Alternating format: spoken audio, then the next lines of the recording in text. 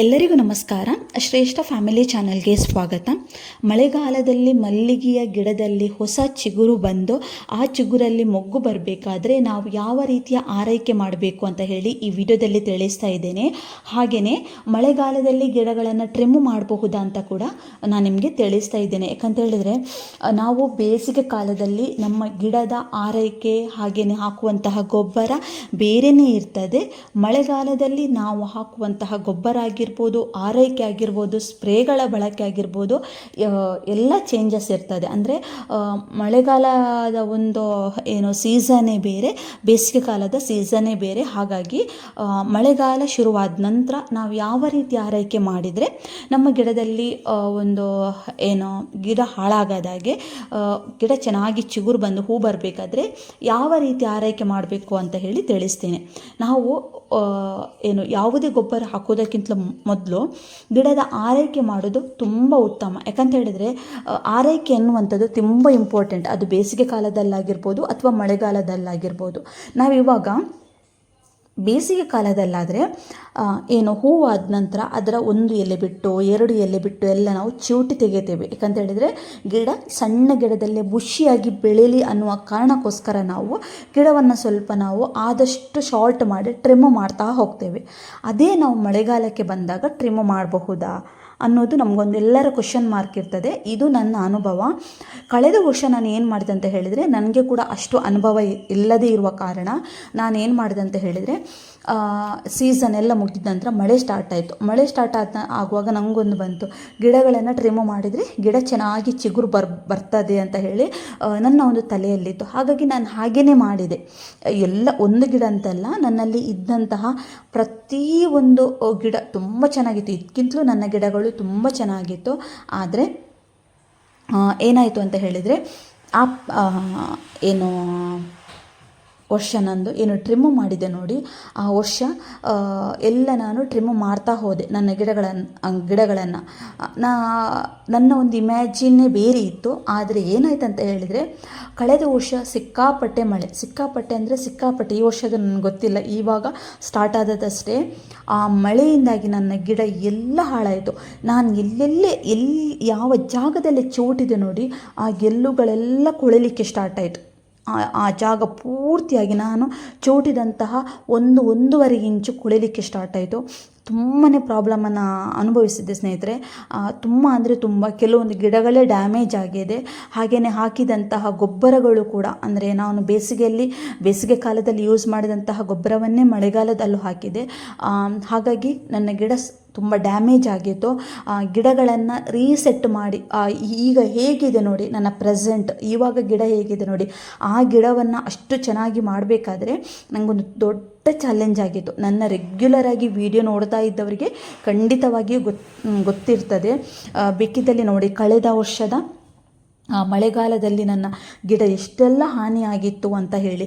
ಅದಕ್ಕೋಸ್ಕರ ಈ ಬಾರಿ ನಾನು ತುಂಬ ಜಾಗ್ರತೆಯಿಂದ ನಾನು ಯೋಚನೆ ಮಾಡಿ ಯಾವ ಸಂದರ್ಭದಲ್ಲಿ ಗಿಡಗಳನ್ನು ಟ್ರಿಮ್ ಮಾಡಬೇಕು, ಮಾಡಬಾರ್ದು, ಯಾವ ಗೊಬ್ಬರ ಹಾಕಬೇಕು, ಯಾವ ಸಂದರ್ಭದಲ್ಲಿ ಹಾಕಿದರೆ ನಮಗೆ ಒಳ್ಳೆಯದಾಗ್ತದೆ ಅಂತ ಹೇಳಿ ಎಲ್ಲ ತಿಳ್ಕೊಂಡು ಸ್ನೇಹಿತರೆ, ಈ ವರ್ಷದಲ್ಲಿ ನನಗೆ 2024 ಅಕ್ಟೋಬರಿಂದ 2025 ಏಪ್ರಿಲ್ 15ರವರೆಗೆ ನನಗೆ ಒಳ್ಳೆ ರಿಸಲ್ಟ್ ಸಿಕ್ಕಿದೆ. ಯಾವುದೇ ಡೌಟ್ ಬೇಡ ಸ್ನೇಹಿತರೆ. ನಾನು ಎನಿಸಿದ್ದಕ್ಕಿಂತಲೂ ಜಾಸ್ತಿಯಾಗಿ ನನಗೆ ಸಕ್ಸಸ್ ಕಂಡಿದ್ದೇನೆ ನಾನು. ಅದು ಒಂದು ನನಗೆ ತುಂಬಾ ಖುಷಿ ಇದೆ. ಆದರೆ ಇವಾಗ ನಮಗೊಂದು ದೊಡ್ಡ ಚಾಲೆಂಜ್ ಏನಕ್ಕೆ ಅಂತ ಹೇಳಿದರೆ, ಇಷ್ಟು ಚೆನ್ನಾಗಿರುವಂತಹ ಗಿಡವನ್ನು ಮಳೆಗಾಲದಲ್ಲಿ ನಾವು ಹೇಗೆ ನೋಡ್ಕೊಳ್ಬೇಕು ಅನ್ನೋದು.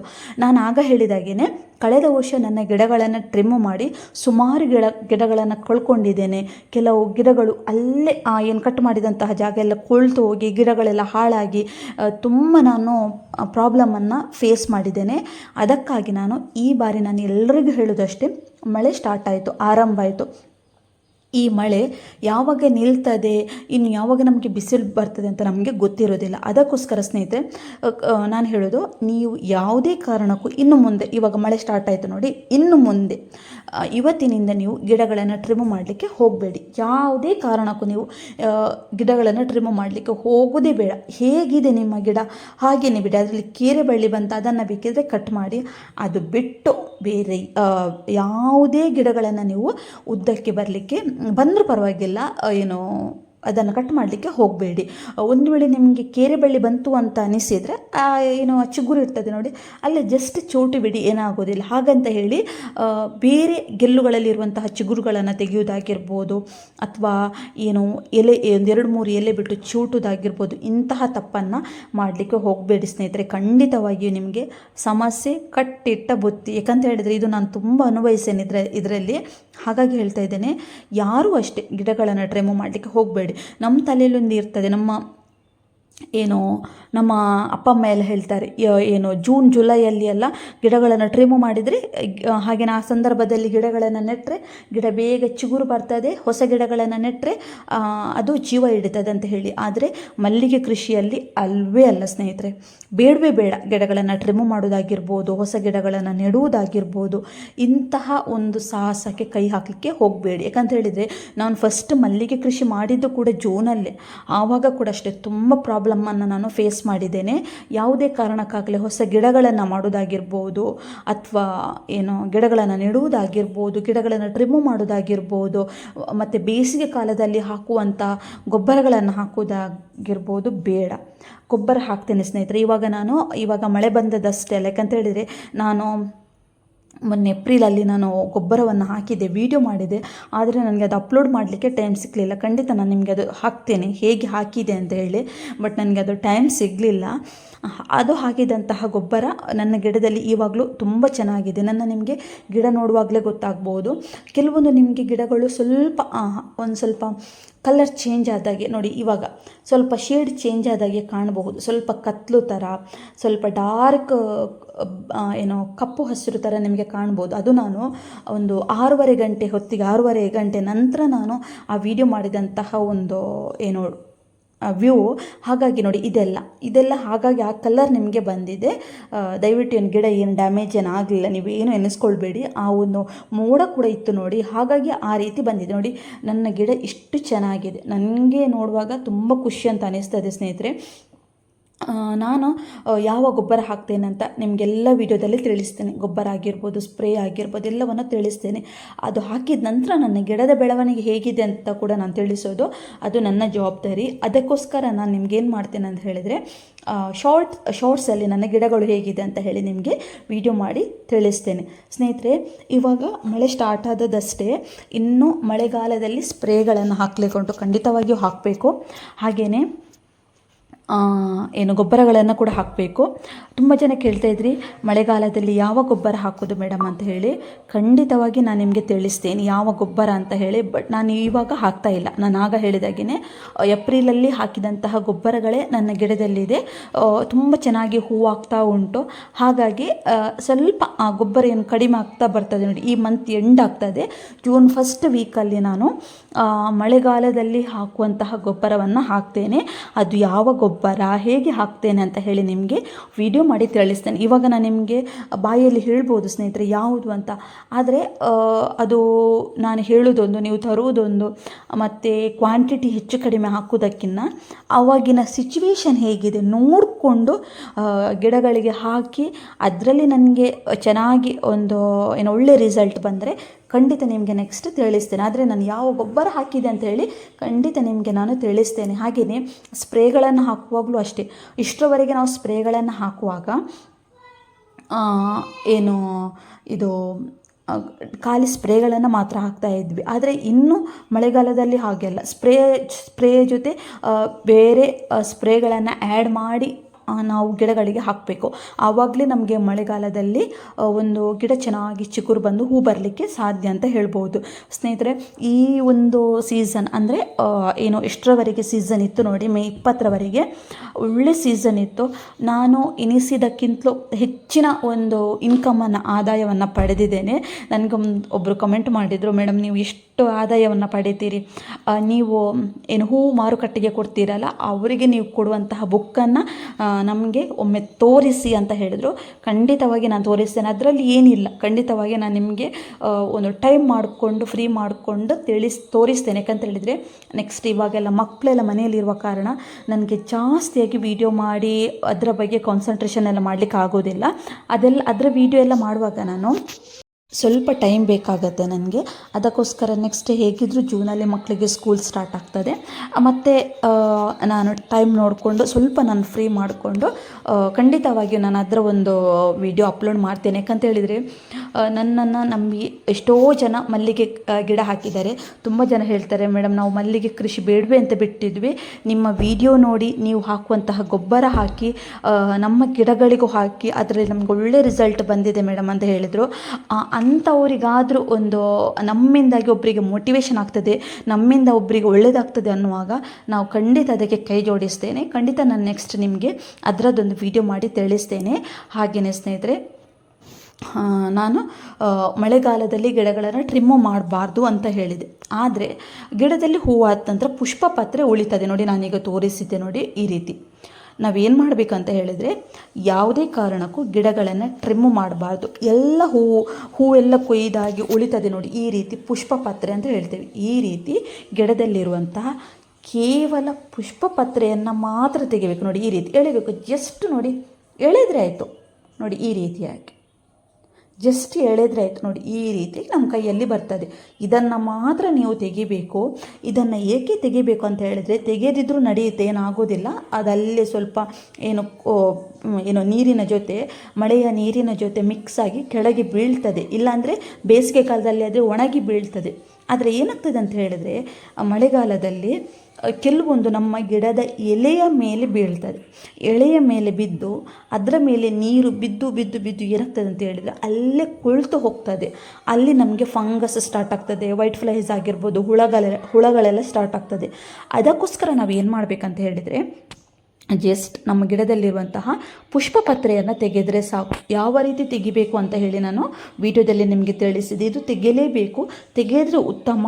ಇಲ್ಲ ತುಂಬ ಮಳೆ ಬರ್ತಾ ಇದೆ, ನಮಗೆ ಆಗ್ತಾ ಇಲ್ಲ ಅನ್ನುವಾಗಿದ್ದರೆ ನೀವು ನೋಡ್ತಾ ಇರಬೇಕು, ನಿಮ್ಮ ಗಿಡದ ಎಲೆಯಲ್ಲಿ ಎಲ್ಲಾದರೂ ಬಿದ್ದಿದೆಯಾ, ಕೊಳೆತಾ ಇದೆಯಾ ಅಂತ ಎಲ್ಲ ಇದರ ಮೇಲೆ ಒಂದು ನೀವು ಗಮನ ಇಡಬೇಕು. ಇಲ್ಲದಿದ್ರಲ್ಲಿ ನೀವು ಅದನ್ನೊಂದು ಫಟಾಫಟ್ ನಿಮಗೇನು ಚಿವುಟುದಾದರೆ ನಿಮಗೆ ಕೈ ನೋವಾಗ್ತದೆ. ಉಗುರಿಗೆಲ್ಲ ಅದು ಸ್ವಲ್ಪ ನಾವು ಪ್ರೆಷರ್ ಹಾಕ್ತೇವೆ, ನಮ್ಮ ಕೈಯ ಬೆರಳಿಗೆ ಸ್ವಲ್ಪ ನೋವಾಗ್ತದೆ. ಬಟ್ ಇದು ಹಾಗೆಲ್ಲ, ಜಸ್ಟ್ ಎಳೆತಾ ಹೋಗೋದು, ಅದು ಕೈಯಲ್ಲೇ ಬರ್ತದೆ, ಎಳೆದು ಹೋಗೋ ಏನು ನಮಗೆ ಆಗೋದಿಲ್ಲ. ಸ್ವಲ್ಪ ಗಿಡದ ಹತ್ತಿರ ಇರಬೇಕು ಅಂತ ಅಷ್ಟೇ ಬಿಟ್ಟರೆ ಬೇರೆ ಏನಿಲ್ಲ ಸ್ನೇಹಿತರೆ. ಈ ರೀತಿಯಾಗಿ ತೆಗೆದರೆ ನಮ್ಮ ಗಿಡಗಳು ಕೊಳೆಯುವುದಿಲ್ಲ, ಗಿಡಗಳು ಹಾಳಾಗೋದಿಲ್ಲ, ಯಾವುದೇ ರೀತಿಯ ಡ್ಯಾಮೇಜ್ಗಳು ಬರುವುದಿಲ್ಲ. ಇದು ಒಂದು ಮಾಡಿ.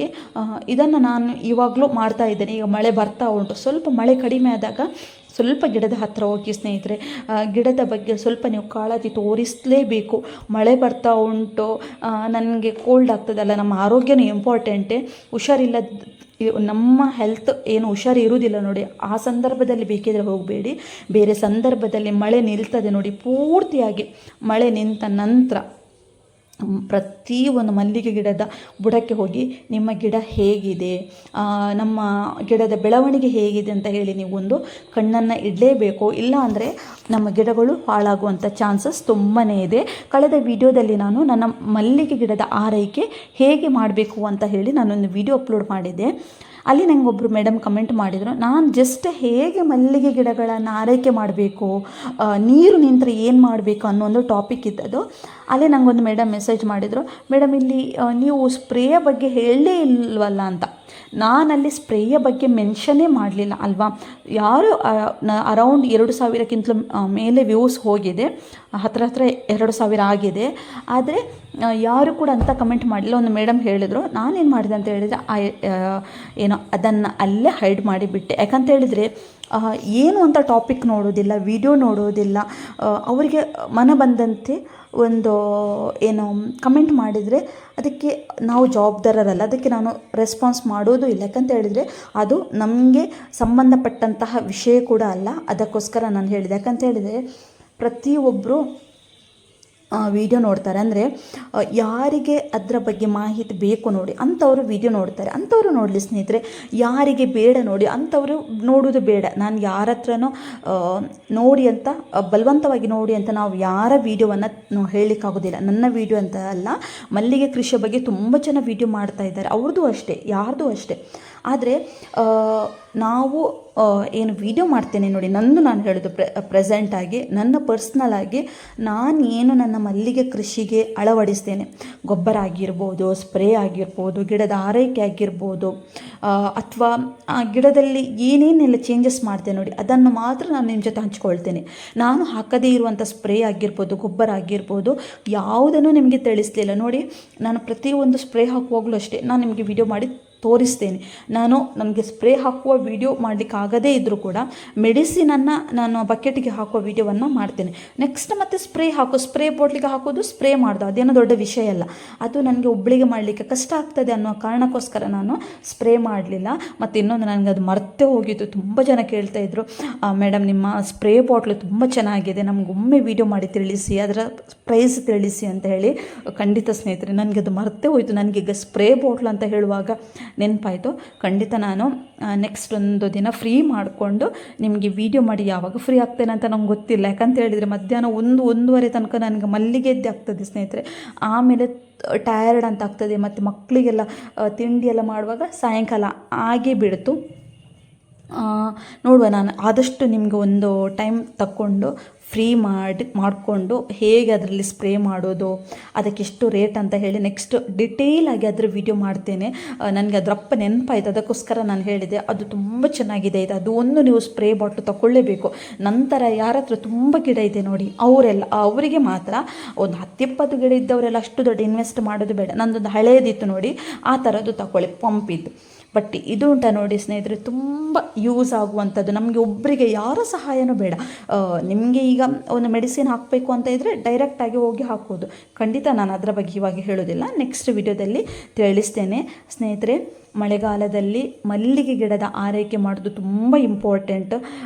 ನಾವು ಗೊಬ್ಬರ ಹಾಕೋದಾಗಿರಲಿ, ಸ್ಪ್ರೇ ಹಾಕೋದಾಗಿರಲಿ, ಅದನ್ನೆಲ್ಲ ಒಂದು ಸೈಡಿಗೆ ಇಡೋಣ.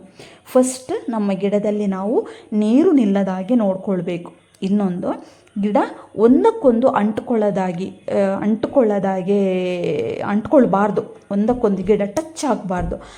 ಒಂದಕ್ಕೊಂದು ಗಿಡದ ಮಧ್ಯೆ ಡಿಸ್ಟೆನ್ಸ್ ಇರಬೇಕು.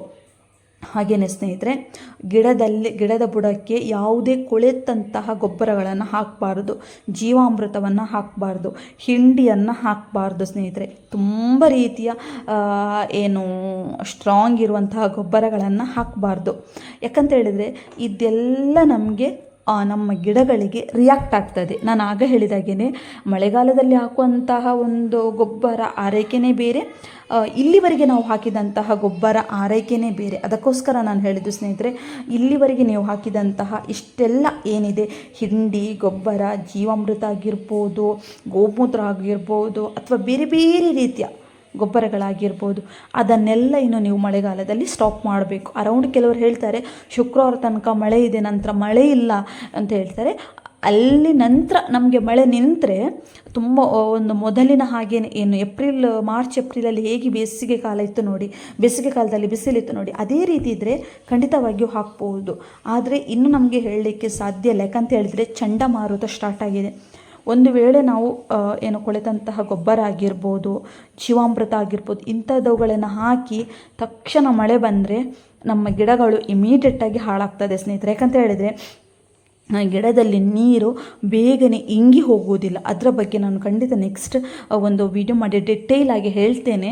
ಈಗ ನಾನು ಸ್ವಲ್ಪ ಶಾರ್ಟಾಗಿ ನಿಮಗೆ ಹೇಳ್ತಾ ಹೋಗ್ತೇನೆ.